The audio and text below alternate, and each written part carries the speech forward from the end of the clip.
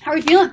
Dude, good. Are you excited? Where's the energy? I'm feeling real good. Mr. Onesie over here? Come on, man. Cozy. That's good. That's good. Well, I'm excited to give this message. So I think when it comes to, well, first off, I'm going to give you guys the title of my message. All right. So are you guys ready to take some notes on this? All right. So the title of this message is, "It takes one to spark the fire." It takes one to spark the fire. And so I'm going to give you guys a quick little insight on my personal story. And I was thinking about this story on the drive here while Cal was driving. Appreciate taxi cab over here. But so I was thinking about when I first moved out here to Colorado back in 2014. And when I first moved out here, I had roughly about $60,000 in career sales under me. And it was really cool just because I already believed in the opportunity. But I remember I walked in, it was January 2nd, below 6 degrees weather. It was a fantastic time to move. And I remember I had in that specific January and on, I had about $1,000 of expenses that I had to pay for. And I was not obviously a Colorado native, so I only had about 2 to maybe 3 people that I knew that were recommended to me from my past clients out in LA in Colorado. And so if you think about the odds, I'm like, all right, I got to start hitting the ground running with demos and sales, and I've got 3 people to call. Here we go. So I was like, all right, so it's going to happen, and I'm excited. So thankfully, I had my roommate at the time, Blake Fox, who's one of our Hall of Fame members, same boat as I was. He only had like 1 or 2 people to start off with as well, also had a ton of expenses to pay for. And so we didn't think of the job as like a part-time, hobby type of a thing. We knew we needed to get this going. And I remember Drew's office was the only office that was nearby at the time. And so we would drive down to Drew's office, 3 to 4 days a week, and he had multiple landlines at the time. This was back in 2014. So we would call the same exact numbers over and over and over again for hours until they finally would pick up. Hours, right? Like call, cool, break. An hour later, hey, can I grab your phone? Call. Did that again until they finally picked up, right? And they finally saw us. And then those couple people gave me 5 to 10 new recommendations. So the following week, I had more people to call, right? Slow and steady. Did a lot more calling, same exact thought process. And then eventually, I was able to muster up and sell over $2,000 to $3,000 that month, and that kickstarted the entire campaign. And I was able to sell over $10,000 for that first campaign that I was here with only having 2 to 3 numbers to call, right? Super frustrating. So if you've been in that situation before where you're just like, oh my gosh, like, is this even possible? I don't have that many people to call. I'm here to tell you that it's definitely possible. Where there's a will, there's a way. And so when it comes to my goal for today, I want you guys to have several different avenues to work with. Several different avenues, because everyone here in this room, for the most part, has people that they could still call that live here in Denver or out of state too for virtual appointments, which is exciting. And so the 2 biggest things that I know for a fact made me super nervous when I first began calling through a lot of the people that I still knew back in the day were I was super scared of what they thought of me if I were to call them, right? That's a huge fear that I totally get, and I've been there before. And another thing was I just sometimes didn't know how to get their person's phone number. I was like, I want to call this person. I just don't know how to, right? And so those are the 2 biggest things. It's either fear or just not knowing how to reach out to someone. And so when it comes to this activity here today, don't focus so much on the fear. Focus on just the opportunity behind having that one person on the list and finding a way to possibly get their names and numbers. Because some people you might not even need to call, but some people you might have to put in a little bit more effort to get things going. And so how cool would it be? We have a huge contest coming up here in the next couple weeks. It's this huge fall break push along with also winter break push. Huge competition that we're going to release here in the next couple weeks. But how cool would it be to be at your 20%, 30% commission in the next 2 to 3 weeks leading into this huge competition and make that much money, right? Heck yeah. It'd be insane. So that's my goal. And all of us here in this room have the ability to do that as long as y'all have plenty of people to call and just the work ethic to actually call these people and reach out to them as well. So I've got a couple avenues that we're going to go through and dive into. And I know you've probably heard many of these avenues, but I'm going to challenge you guys to one thing positively. And even if you have already hit up this avenue that we're going to discuss, still write it down anyway. All right, still write it down because it's still a potential. It's still an avenue that you could easily pursue. So when it comes to the first avenue that we'll chat about, you can name this avenue. It's called your OG list, your original gangster list. You. All right, so the OG original list. So that consists of page 20 and 21 in your training script, and that consists of also your interview brainstorming activity sheet that we had you guys work on from home as well. So if you have scattered numbers on all three of those avenues, page 20, 21, and the interviews little brainstorming list, make sure that you're looking back at that as well. So that list is golden. That's like your original easy list right there, right? So if you still have people to call on that list, still call them. Right? Even if they still haven't picked up, even if you've called them every single day for the last 2 weeks straight or 3 weeks straight, still call them anyway until they finally pick up. Because that's the easiest list to work with. All right, so that's the first avenue.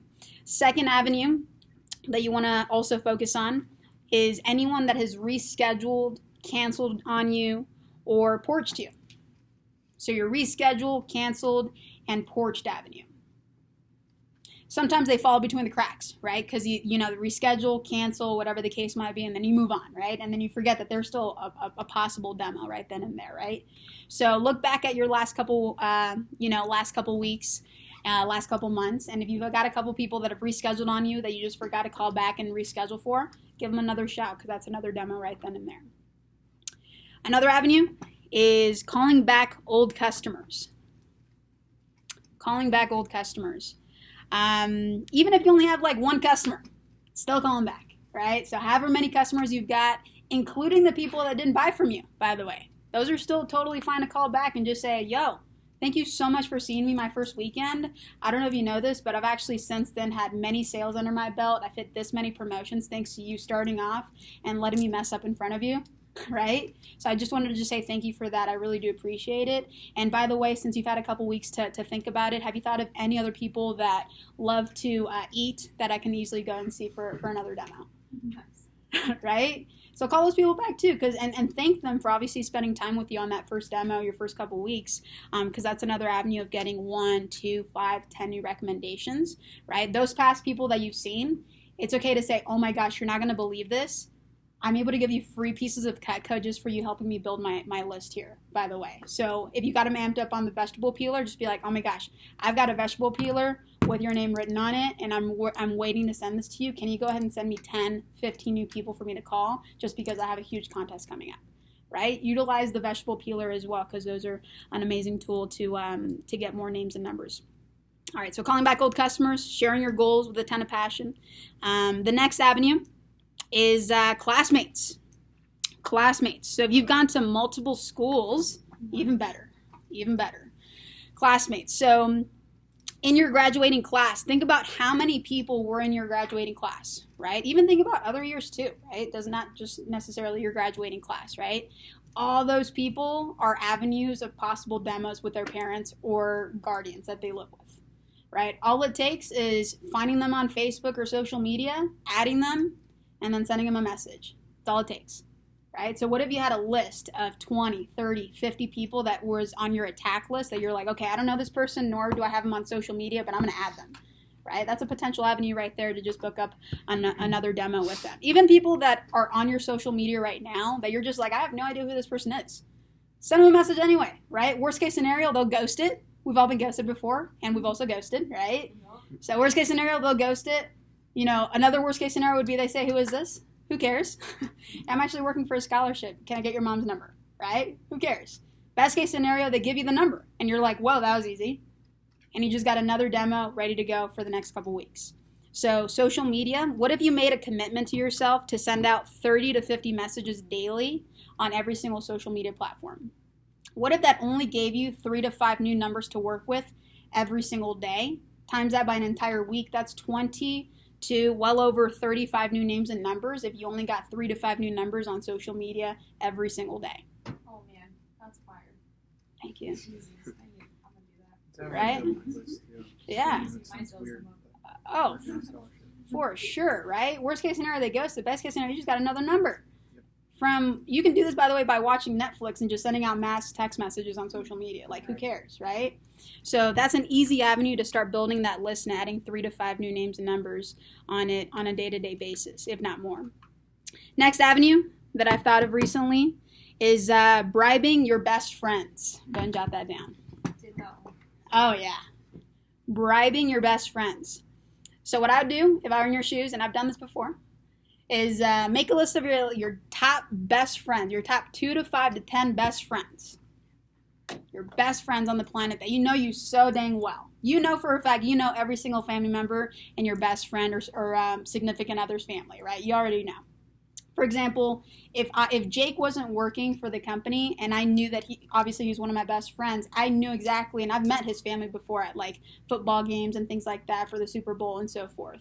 I could easily call Jake and just be like, hey Jake, dude, I'm in a huge contest right now. I'm desperate. I got to make a gigantic list. I know your family, dude. They're sweethearts, and I miss them so much. Can you go ahead and send me over those names and numbers real fast just so I can go ahead and get a heads up on my contest for this week or for the scholarship opportunity this week? Yeah. If he's my best friend, he's not going to be like, screw you, right? He's going to be like, yeah, for sure. Easy, right? So what if you had all of your best friends do that for you? Right? If your best friends were to work with Cutco, what would their initial list look like when they came into training? That's your list right there too, by the way, because you know them. Right? You sat down with them. Right. That's insane. That's a good tip. Oh, easy. Like if they were going into training and you were trying to be a good friend to get them set up to kick ass in training. Like, sit down. Every single one of your best friends. Do that. One of my best friends, who's my roommate right now, David, he has 8 different aunts. That's 8 max right there. Yep. Right? So you got to think of it like these are also your max 2 because they're not starting the job yet. What if they don't want to do Cutco? Fine. Fantastic. They're still your max 2 to work with. Right? So you got to think outside the box sometimes because that's going to get you guys a ton of different avenues. So best friends. Next avenue is neighbors. Neighbors. And this one, I recall I was in a huge contest. It was the last day of my big contest on a Monday, and I was shorthanded a couple demos to hit my goal. And I remember my manager at the time, she was my sales manager. I called her, and I was like, oh my gosh, I'm so close. I'm super behind on this. Like, what do you recommend I do? She's like, see your neighbors. And this, at the time, I was like, I was already working for like over a year, hadn't seen my neighbors yet. I was like, I don't know, I'm scared. I've never like asked them before. She's like, just read the script, page 24, go and do it. And so like I walked over, my first neighbor, knocked on the door, and I was like, hey neighbor, how's it going? She's like, hey, back in the day, like I used to always play basketball and my ball would go over on her side of the house. And so she's like, oh, did the ball fall over again? I'm like, no, not this time. I was like, hey, so how's your day going? Right? And I mustered up a little rapport at first to break the ice. And she's like, did you need something? And I was like, yeah, I'm gonna just read this to you. So the reason I'm over here is because I just started a great new job showing Cutco, and as part of my training, and I just read the script, right? And she's like, oh, do you want to just do it right now? I have time right now. And I was like, yeah. Right? And so she saw me right then and there, and I was petrified to begin with, and she saw me. Right? And so I was like, okay, that I should have done this a while ago. Like, thankfully I decided to do this time. So you got to think, and she also gave me more recommendations to work with for the following week. So neighbors are totally fine, especially if you know them really well. Why not? Another avenue as well that I've had some of my reps do in the past that were new to this area, and they were a little bit bold, and I loved it, is the sticky note approach. So the sticky note approach is fantastic. You get a roll of sticky notes, right, and some scotch tape. You write on there, you say, hey, neighbor, my name is so-and-so. I have a quick question for you. I live down the street. Shoot me a quick call back at this number here. Thanks. And then you just put a little scotch tape on each person's door, boom, boom, boom, to every neighbor down your row. That's another 10, 15 neighbors right then and there, right? That's another avenue. If you got back 1 or 2 demos from that, you're not even driving too far.